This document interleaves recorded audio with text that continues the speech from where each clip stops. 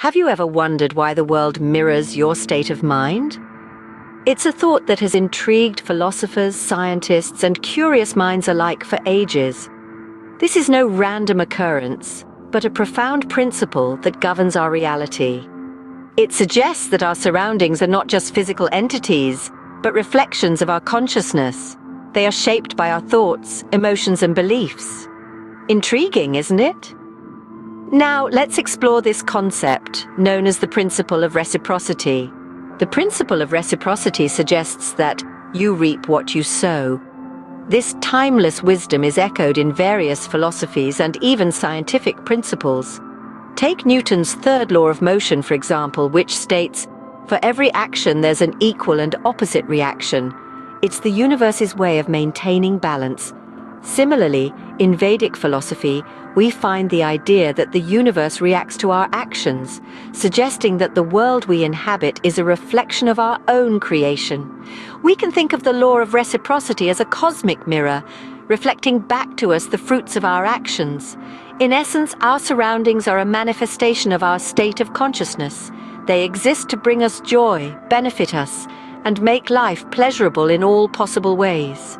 As individuals, we are the architects of our own reality, creating our surroundings based on our consciousness. Let's simplify this concept a bit. Imagine you're in a room full of mirrors. The image you see in each mirror isn't determined by the mirror itself, but by you. The mirrors are simply reflecting back your image, your actions, and your emotions. This is the essence of reciprocity. The universe, much like a mirror, reflects back to us the energy we put out. The principle of reciprocity, therefore, implies that our state of consciousness is mirrored in our surroundings.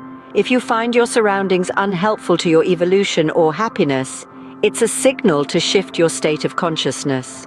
Instead of trying to change everyone else's actions or the physical environment, focus on elevating your own state of consciousness. The law of reciprocity will then ensure that your surroundings match your new state of consciousness. Remember, our consciousness is the architect, the builder, and the governor of our surroundings. The quality of our surroundings is directly proportional to our state of consciousness. Hence, we hold the power to alter our surroundings. This principle lights up a path of endless possibilities, where we can create anything out of anything. Equally, we can create any level of suffering out of any environment. The environment doesn't cause our suffering. It is a product of our state of consciousness. Someone living in difficult conditions with a heightened consciousness might not perceive their situation as suffering, contrary to what many might believe. But how does this principle apply to our daily lives? Quantum mechanics provides an interesting perspective on the principle of reciprocity. This mind-bending branch of physics presents us with an intriguing concept: particles manifesting from a probability function. But what does that mean? In the quantum world, particles exist in a state of potentiality. They aren't exactly here or there, but rather everywhere and nowhere at the same time. They exist in an unmanifested state, a fuzzy cloud of possibilities, until we try to measure them. Here's where it gets even more fascinating. The tools we use for measurement play a significant role in this process. You see, the quantum field is not just a passive recipient of our prodding and poking.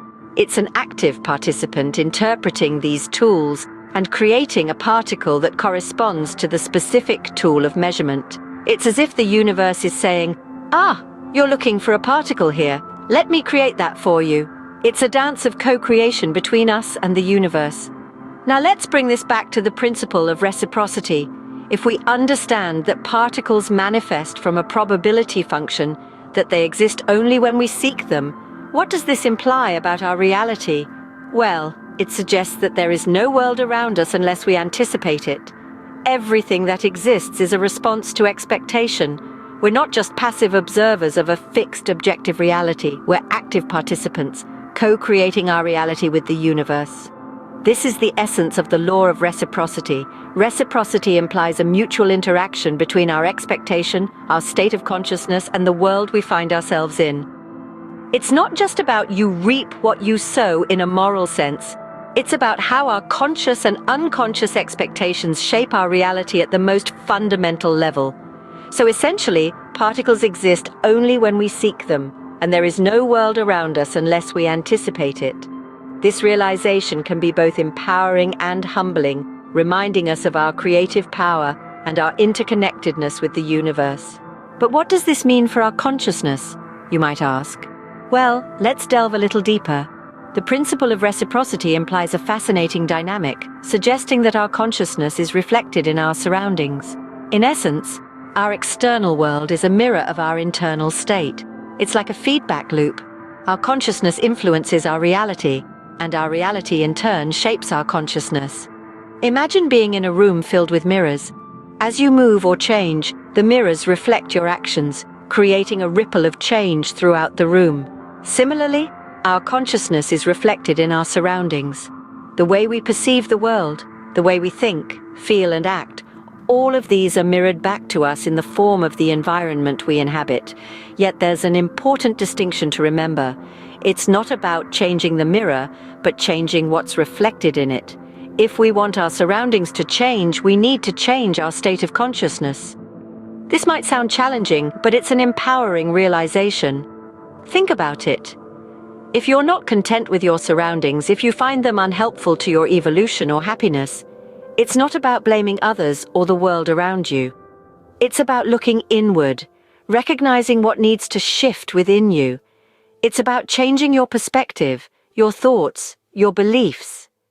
It's about elevating your state of consciousness. And as you do this, you'll start to notice a shift in your external world. Your surroundings will begin to match your new state of consciousness. This is the power of reciprocity. It's a dance between the internal and external world. It's a constant exchange of energy, a dialogue between our consciousness and our surroundings. So, instead of trying to change everyone else's actions or the physical environment, we need to elevate our state of consciousness. It's about shifting from a reactive state, where we feel at the mercy of our circumstances, to a proactive state, where we realize our ability to shape our reality. Remember, your universe mirrors your state of mind. So, isn't it time you took a good look in the mirror? Now, this is where the real power lies. You see, our consciousness is not just an observer, not merely a bystander in the grand theater of life. It is the conceiver, the constructor, the governor, and the manufacturer of our surroundings. It's fascinating, isn't it? To think that we are not just passive receivers of our environment, but active creators. Our consciousness, this complex amalgamation of thoughts, feelings, and experiences, is a master sculptor. It shapes our reality, chiseling away at the raw materials of life to create the world around us. It's like an artist, painting on the canvas of existence with the colors of our thoughts and emotions.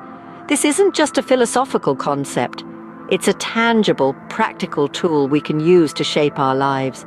We are not victims of our circumstances, but creators of our own reality. We have the power to alter our surroundings, to mold them into a reflection of our inner state, our consciousness. Think of it like this. Imagine you're an artist, and your consciousness is the palette of colors at your disposal. You can create any picture you want. You could paint a dismal, gloomy scene, or you could paint a vibrant, joyous one. The choice is yours, and the canvas is the world around you. This power to create is not limited. It's not confined to small changes or minor adjustments. We can create anything out of anything. A barren desert can become a thriving oasis.